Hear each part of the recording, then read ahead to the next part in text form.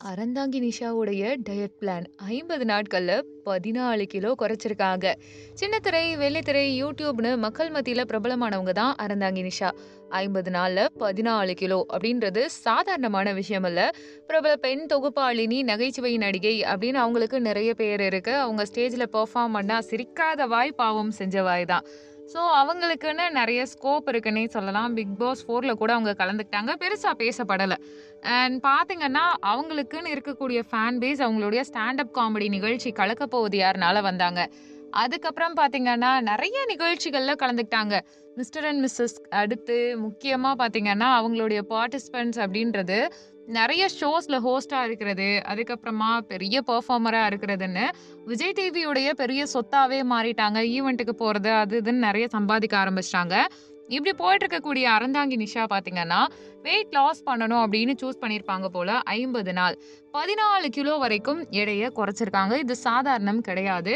அது மட்டும் இல்லாம இத பத்தி கருப்பு நிலா அப்படின்ற தன்னுடைய யூடியூப் சேனல்ல வீடியோவும் அப்லோட் பண்ணிட்டே தான் இருக்காங்க.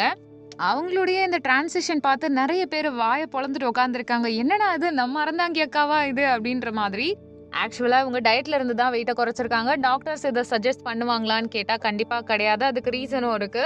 ஏன்னா எந்த வேகத்துல வெயிட் குறையுதோ, அதே வேகத்துல வெயிட் பயங்கரமா இன்கிரீஸ் ஆயிட்டே இருக்கும். ஸோ அத நெறைய பேர் சஜெஸ்ட் பண்ண மாட்டாங்க.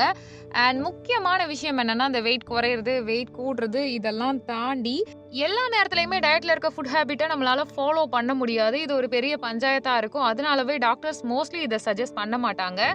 ஆனா, இப்ப அறந்தாங்கி நிஷா என்ன சொல்றாங்க அப்டின்னா, ப்ராப்பரான பயிற்சிகள்லாம் எடுத்துட்டு, ப்ராப்பரான முறையில என்னென்ன உணவெல்லாம் சாப்பிடணுமோன்ட்டு எனக்கு நான் பார்த்து பார்த்து பண்ணியிருக்கேன். இது எல்லாருக்கும் செட் ஆகும்னு நான் சொல்லவே கிடையாது. இது எனக்கு செட் ஆவுது. என்னோட உடல் வாகுக்கு ஏத்த மாதிரி எனக்குன்னு டாக்டர்ஸ் வந்து தனியா பிரிஸ்கிரைப் பண்ணி குடுத்துருக்காங்க. நான் ஃபாலோ பண்றேன்.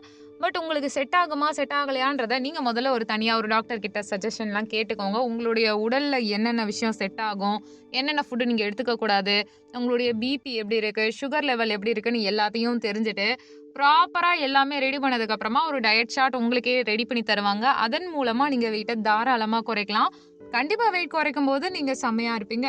ஒண்ணுமே ப்ராப்ளம் இல்ல. எனக்கு சில விஷயங்கள்னால நான் வெயிட் குறைக்க வேண்டியிருக்கு. எல்லாரும் என்னுடைய வழிய ஃபாலோ பண்ணணுமா?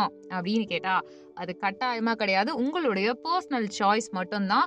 ஸோ நீங்க எதுனாலுமே பார்த்து பண்ணுங்க. அது மட்டும் இல்லாம இப்படி வெயிட் குறைக்கிறது, கூட்டுறது இது எல்லாமே தேவையா, தேவையில்லையான்றது உங்களுடைய தனிப்பட்ட விஷயம் தான். இதெல்லாம் நம்ம புரிஞ்சுக்கிட்டு அப்புறமா வெயிட் குறைச்சோம்னா எல்லாமே நல்லா தான் இருக்கும். அதே மாதிரி எல்லா சூழ்நிலையிலயும் நீங்க உங்கள நீங்களே கவனிச்சுக்க வேண்டியதா இருக்கும். அப்படி பண்ணா தான் எல்லாமே சரியா இருக்கும். நீங்க நெறைய விஷயங்கள் உடல் ரீதியா இருக்கும் பொழுது மருத்துவருடைய ஆலோசனைய பார்க்கணும். கூகுள் வைத்தியத்த, சோசியல் மீடியால இருக்கக்கூடிய இன்ஃப்ளூயன்ஸ பயன்படுத்தக்கூடாதுன்னு சொல்லியிருப்பாங்க. உங்க கருத்து என்னவா இருக்குன்றத கமெண்ட் பண்ணுங்க. நம்ம சேனல லைக் பண்ணுங்க, ஷேர் பண்ணுங்க, சப்ஸ்கிரைப் பண்ணுங்க.